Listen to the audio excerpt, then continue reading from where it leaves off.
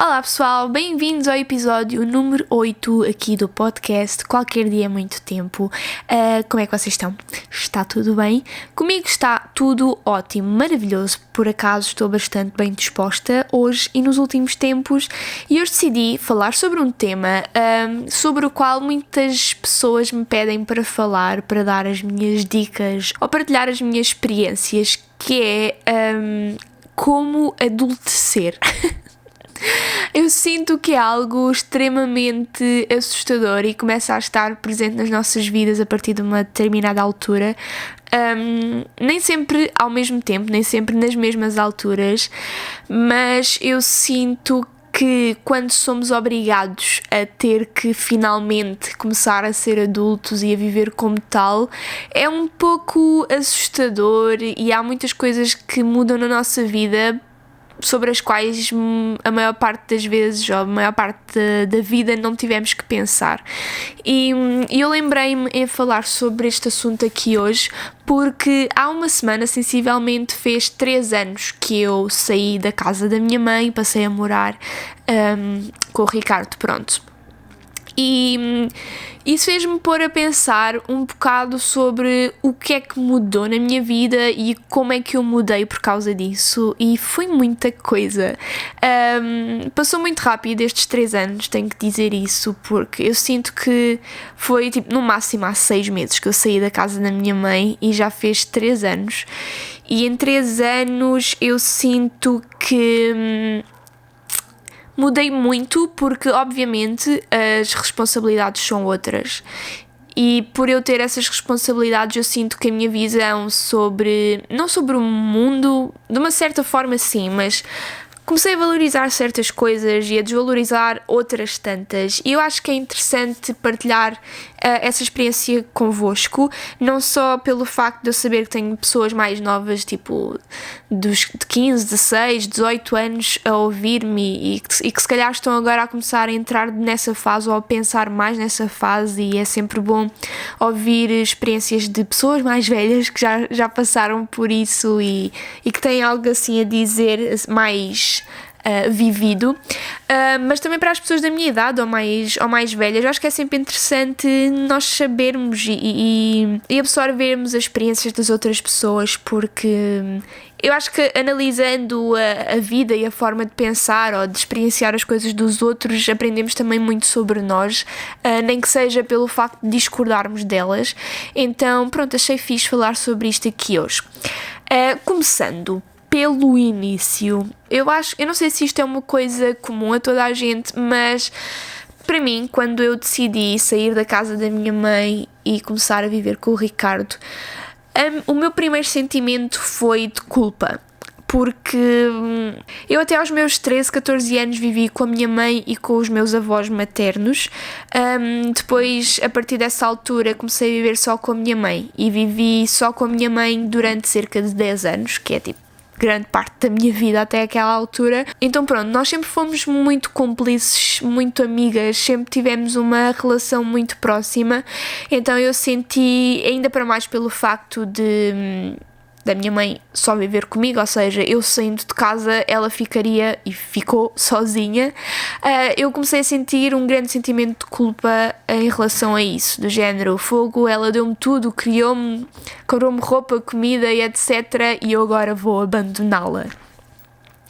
E por mais que ao mesmo tempo seja parvo pensar isso, porque obviamente não é nenhum tipo de abandono, faz parte da vida, né? Uma pessoa sair da casa dos pais e ser independente, mas eu senti-me muito culpada, quase como se fosse uma injustiça eu seguir com a minha vida e deixá-la, entre aspas, para trás. E eu acho que isso é algo que possa surgir a muita gente, e se forem como eu, filhos únicos, eu acho que essa pressão é um bocadinho maior para quem não tem irmãos, por exemplo, irmãos mais novos. Se eu tivesse um irmão mais novo, eu tenho a certeza de que esse sentimento não teria sido tão grande, porque era do género, eu vou sair, mas ela vai ter o meu irmão ou a minha irmã para cuidar e fazer companhia.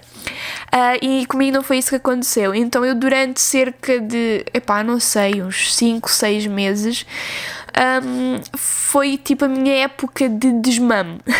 tanto para mim como para a minha mãe, porque eu não me senti confortável em sair um dia e nunca mais lá voltar a dormir, nem nada do género. Então eu mais ou menos de 2 em 2, de 3 em 3 dias ia dormir à casa da minha mãe durante um fim de semana ou assim.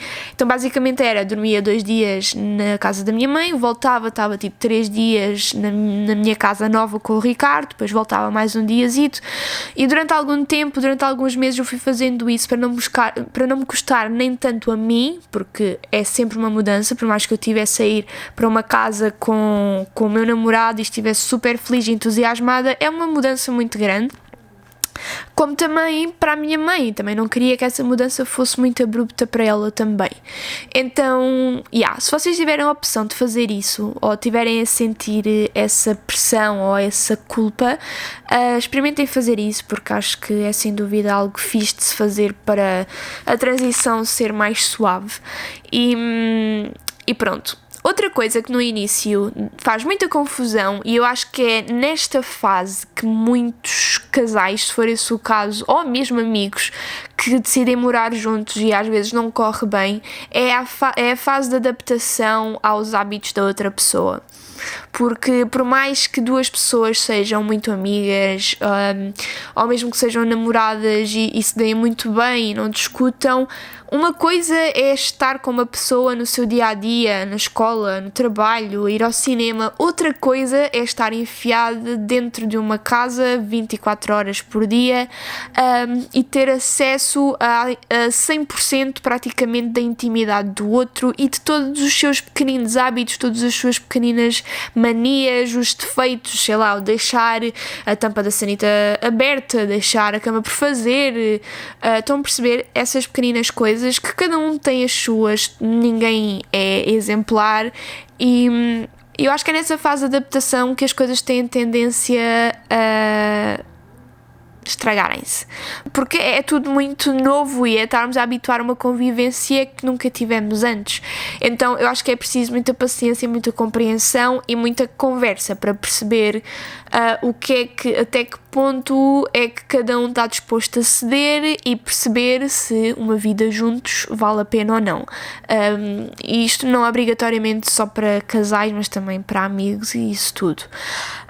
Portanto, essa fase é um pouco complicada, depende muito do grau de compatibilidade com as pessoas ou do quão teimosas ou orgulhosas elas são. Claro que isto nunca é muito linear, mas sim, essa fase de adaptação também é meio lixadinha.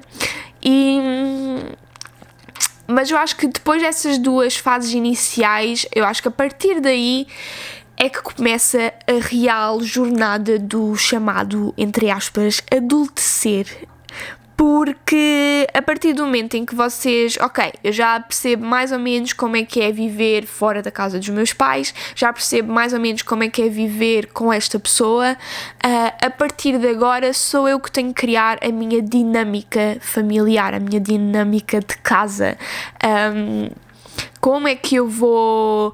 a que dias é que eu vou limpar a casa, com que frequência vou limpar a casa, vou usar a máquina de lavar, vou lavar a louça à mão, vou usar máquina de secar a roupa, ou vou usar estendal, o quão arrumada eu quero a minha sala. Estão a perceber todas essas coisas que quando nós vivemos com os nossos pais, com a nossa família, nós não pensamos, porque nascemos inseridos dentro daquela realidade e fomos aprendendo e seguindo aquelas regras impostas por outras pessoas. Agora, quando vocês se veem numa casa vossa, em que vocês são os donos de vocês próprios e têm liberdade para tomar as vossas decisões, de repente pode dar para os dois lados. Ou vocês se sentem super felizes, super livres, do género, eu posso estar 2 meses sem lavar a casa, bué da fixe, não tenho ninguém a chatear-me, mas de repente também começam a perceber que se não fizerem isso vão viver na sujidade, que provavelmente é algo a que vocês não estão habituados. E eu lembro-me nessa minha fase, quando eu fui morar para o Ricardo em Faro, eu senti um bocado isso, não do género, agora não tenho ninguém a chatear-me, vou ser ganda porca e não limpar nada nem arrumar, mas como não tinha ninguém ali constantemente a pedir-me para arrumar o quarto, fazer a cama, fazer isto, fazer aquilo, eu desleixei-me um bocadinho, mas acho que não foi consciente, acho que foi natural sem me aperceber, percebem? Porque eu na casa da minha mãe, eu chegava da escola, despejava as mochilas e os casacos para cima da mesa de jantar e ao fim de umas horas aquilo já não estava lá, porque entretanto a minha mãe já tinha passado por aquilo, pegava naquilo e ia arrumar. Então para mim aparecia aquilo arrumado por magia e de repente vejo-me a viver sozinha, né, com o meu namorado, e quem tem que arrumar sou eu. E se não for eu a pegar nas coisas e pô-las no sítio, elas ficam ali e vão-se amontoando e não se vão embora por magia, como acontecia antes. Então, até uma pessoa a se consciencializar dessa nova realidade, eu acho que toda a gente passa um bocado pela fase da confusão, da desarrumação. E essa minha fase durou um bocadinho, mas pronto, é tudo uma questão de vocês perceberem em que ambiente querem viver, e eu sinto que hoje em dia estou muito mais, dou muito mais valor, e acho também por ter vivido em Cascais durante 6 meses numa casa que eu odiava, em que por mais que, isso é outra coisa, o facto de nós gostarmos da casa ou do sítio onde nós estamos a viver tem um impacto tremendo, pelo menos para mim tem um impacto tremendo no quão exigentes somos dentro da nossa própria casa. E eu vou-vos dar um exemplo concreto porque é mais fácil perceber. Eu quando estive em Cascais durante 6 meses, o ano passado, de junho a janeiro deste ano, eu odiava tanto a cidade como o prédio, como a casa, como a minha senhoria. Nada estava do meu agrado e eu estava miserável por causa disso. E o facto de eu não gostar daquela casa, de olhar em volta e só ver problemas, coisas por resolver ou coisas... Estão a ver? Olhar para uma sala e perceber, isto é giro, mas poderia ser tão melhor se eu tivesse a oportunidade. Eu só via problemas por resolver e estava mesmo muito descontente. Então, o que eu senti era... Fogo, eu não gosto desta casa, quer ela esteja arrumada, quer ela esteja desarrumada. Por isso, para que é que eu vou ter o trabalho e perder esse tempo a deixá-la bonita se eu não vou gostar dela no fim da mesma, percebem? Porque quer a casa estivesse arrumada e limpinha, quer ela estivesse suja e completamente desarrumada, eu não gostava dela. Então eu não sentia aquela motivação de... Fogo, vou pôr isto tudo bonitinho para me sentir bem e feliz por viver aqui, porque eu nunca sentia isso. E a partir do momento em que eu mudei de casa e passei a viver na casa onde estou agora, isso mudou a 500%. Eu nem vos consigo explicar porque foi uma volta de 180 graus. Eu, nesta casa, basicamente de 2 em 2 dias, eu estou a arrumar, a aspirar e a limpar a casa, porque eu gosto tanto de viver aqui, gosto tanto da casa, que eu quero sempre que ela esteja no seu modo mais perfeito, para eu ver a beleza dela na sua plenitude, percebem? E sentir-me sempre feliz por viver aqui. E tenho muito mais motivação e sinto que sou uma dona de casa muito melhor desde que aqui vivo, e sentido impactos muito grandes, quer na minha saúde física, quer na minha saúde mental, porque obviamente a partir do momento em que uma casa está mais limpa, mais higienizada, é melhor para a nossa saúde. Ainda para mais eu sofrendo de rinite alérgica, isso é algo muito importante para mim, ainda para mais tendo 2 gatos e para quem não sabe, eu sou alérgica a pelos de gato. Ora, aqui está uma curiosidade que se calhar vocês não sabiam, mas Mas pronto, eu prefiro viver alérgica e com gatos do que sem alergias e sem gatos. Portanto, para mim é muito importante, para a minha saúde, eu estar viver numa casa sem pelos de gato a voar por todo o lado. Por mais que seja um bocado inevitável, vai sempre haver pelos de gato. Mesmo que eu aspire agora, daqui a meia hora, já há pelos outra vez. Claro que não em grande escala, mas eu preciso me preocupar com essa questão da limpeza, que era algo que eu descurava muito na minha casa em Cascais, porque eu odiava estar lá, portanto nem tinha aquela... Estão a ver? Eu não estava em depressão, nem nada do género, mas sabem quando as pessoas estão mais depressivas ou mais tristes e não têm força para se levantar da cama, ficam com uma inércia gigante porque estão de mal com a vida, estão tristes e nada do que elas possam fazer, entre aspas, consegue melhorar isso. Era isso que eu sentia lá. Então, mudando para aqui, isso mudou, esse chip mudou completamente.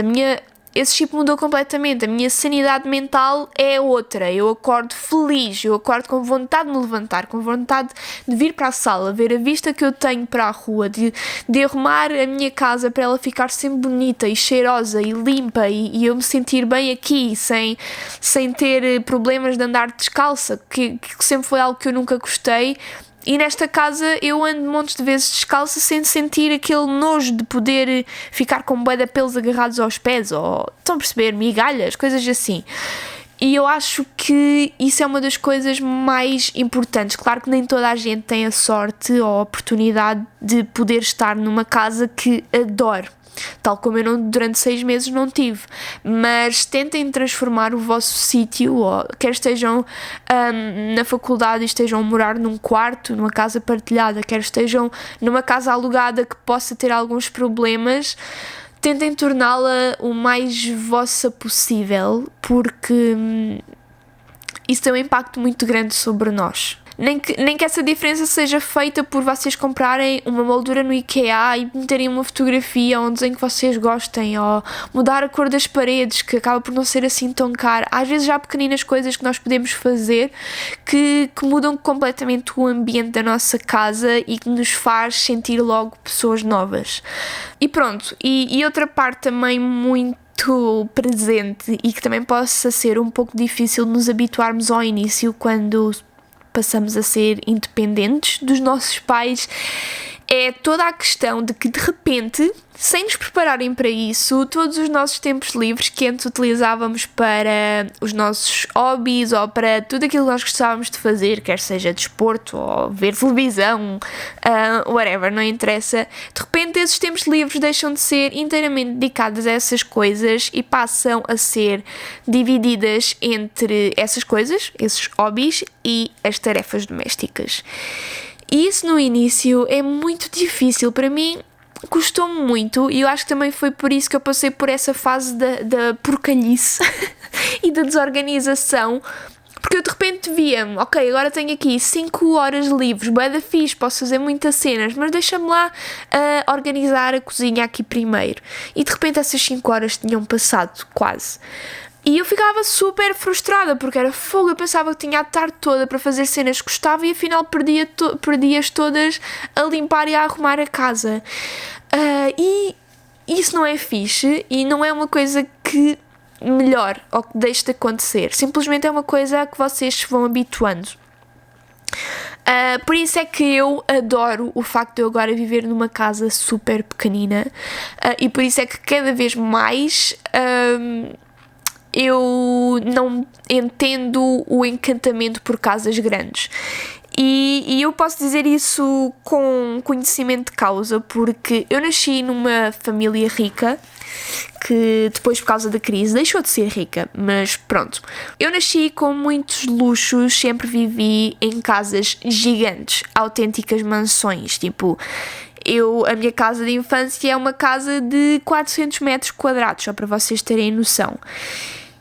Então para mim eu tinha a noção de que a casa era grande, que a casa tinha condições, mas eu não tinha a noção completa, porque aquilo era a minha realidade e eu não via aquilo com olhos de deslumbramento porque eu vivia ali, percebem? E quando vocês estão inseridos numa coisa é difícil olharem com olhos analíticos, ainda para mais sendo criança, ainda menos eu conseguiria fazer isso.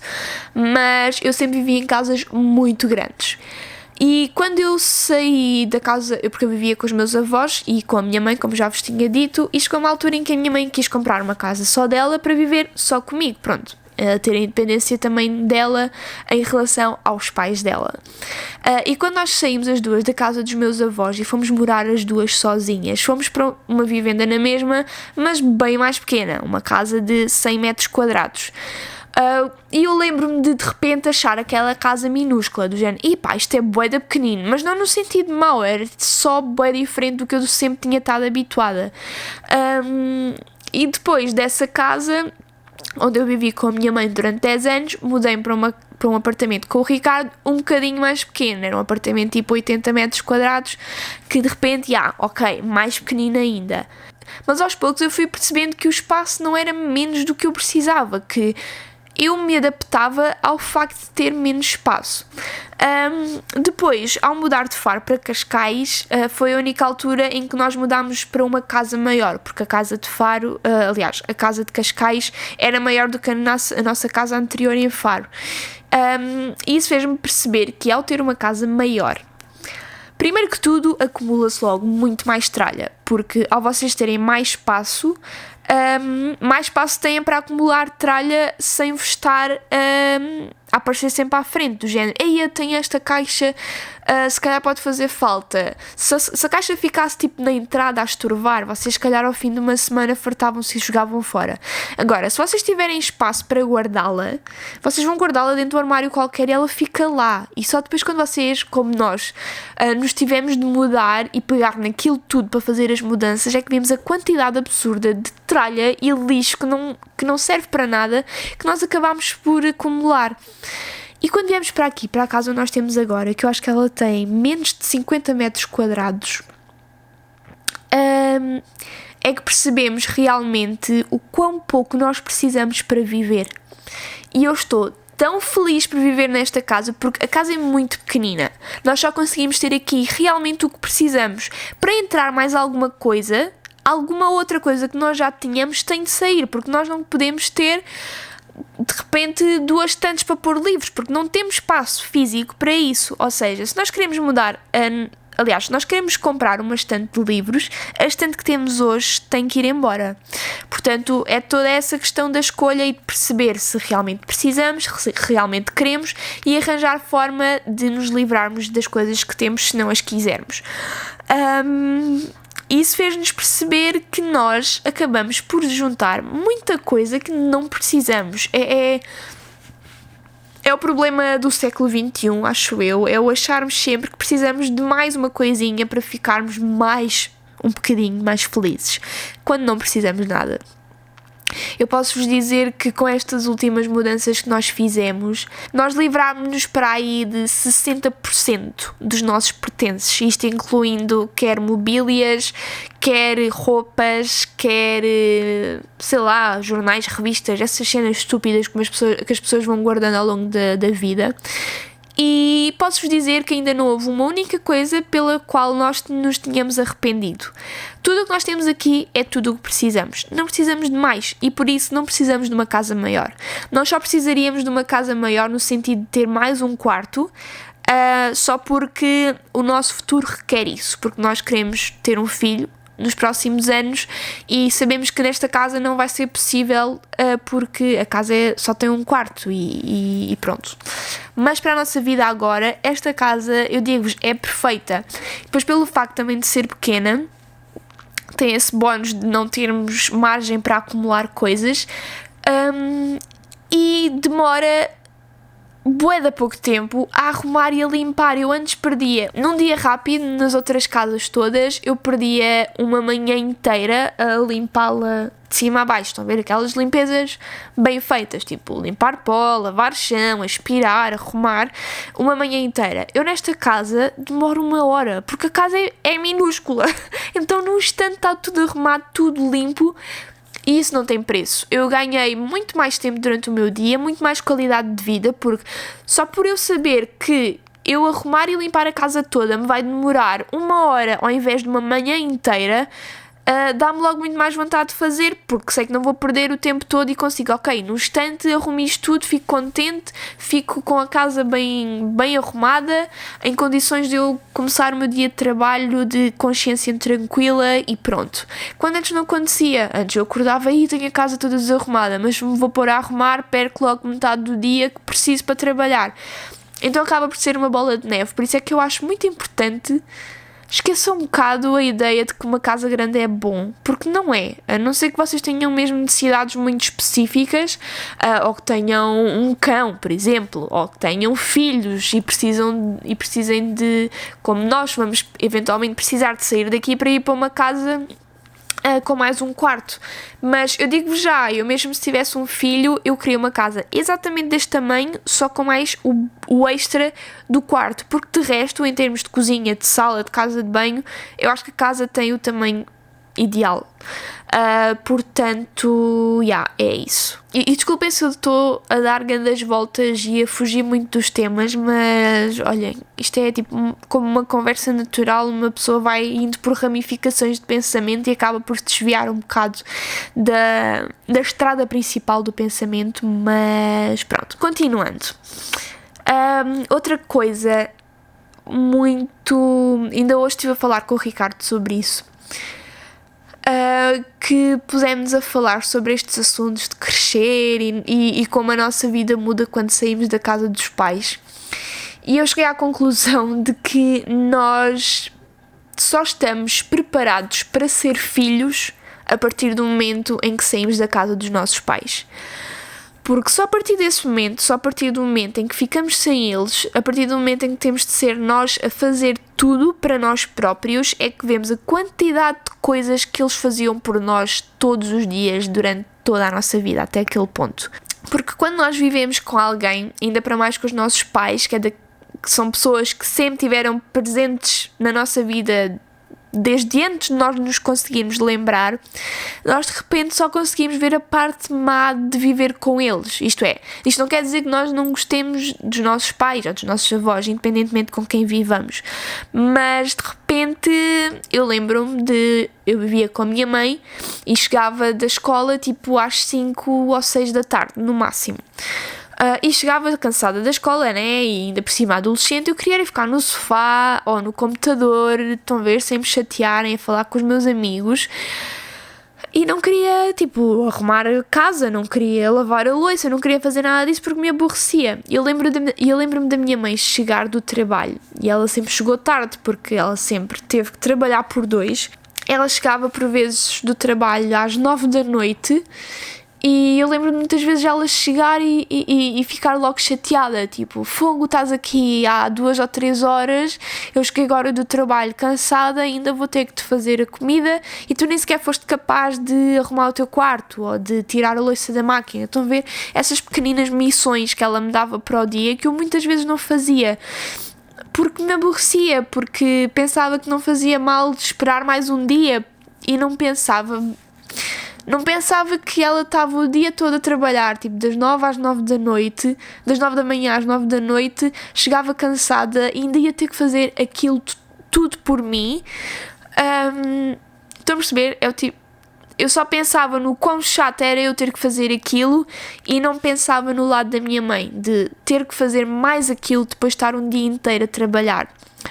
E eu acho que quando nós vivemos com a nossa família e com os nossos pais, somos muito egoístas e muito privilegiados por isso, porque temos aquilo como garantido, sempre tivemos os direitos àquelas regalias todas, então é como a questão que eu falei anteriormente de sempre ter vivido em casas grandes. Como eu sempre vivia em casas grandes, eu estava numa casa grande, sabia que era grande, mas não sabia que era assim tão grande, percebem? Porque era a minha realidade. E com os nossos pais é a mesma coisa. Nós sabemos que eles fazem qualquer coisa por nós, mas não temos a real noção da quantidade de coisas que eles fazem por nós todo o santo dia. Provavelmente a vossa mãe e o vosso pai cozinham a vossa comida todos os dias, provavelmente são eles que tratam da vossa roupa, que mete a lavar, que mete a secar, que passa a ferro, que guarda dentro do armário, que se calhar vos faz a cama, que limpa a sala, aspira, limpa o pó. Por mais que vocês possam ajudar de vez em quando ou regularmente, o grosso do dia a dia normalmente são os pais a fazê-lo. E nós só percebemos isso a partir do momento em que saímos de casa e eles deixam de fazer isso por nós, porque não estão na nossa casa e temos de ser nós a fazer tudo.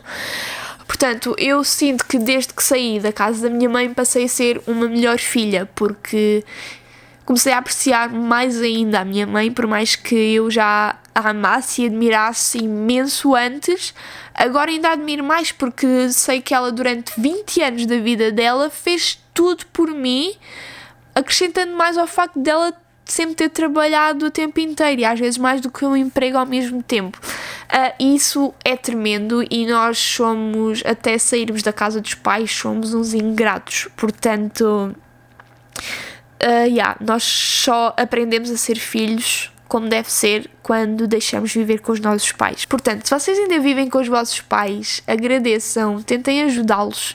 Eu sei que isto é o que toda a gente diz e provavelmente vocês vão ouvir isto e vão tipo, tá bem, ok.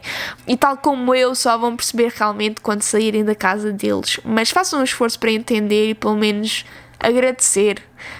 Ou tentar pôr a mesa ou tirar a mesa, porque é uma ajuda muito grande e eu acho que nós em adolescentes e crianças temos uma grande tendência de não nos apercebermos de tudo o que temos de bom e pronto. E com a idade adulta e com o tempo a passar, o poder da retrospectiva é muito forte. Podermos olhar para trás e percebermos tudo o que mudou e tudo o que tínhamos de bom e de repente agora temos de ser nós a fazer tudo, porque grande parte de adultecer é termos de ser nós a fazer as coisas e muitos adolescentes desejam que essa altura chegue rápido porque só vem a parte boa de ser adulto e que tem muita coisa boa. Claro, é incrível podermos ser nós a decidir o que fazemos, não ter que dar justificações a ninguém, poder ir para onde queremos, falar com quem quisermos, acordar às horas que nos apetecer, mas viver com a nossa família e com os nossos pais também tem muita coisa boa, muitas regalias que vocês deixam de ter a partir do momento em que são independentes. Portanto,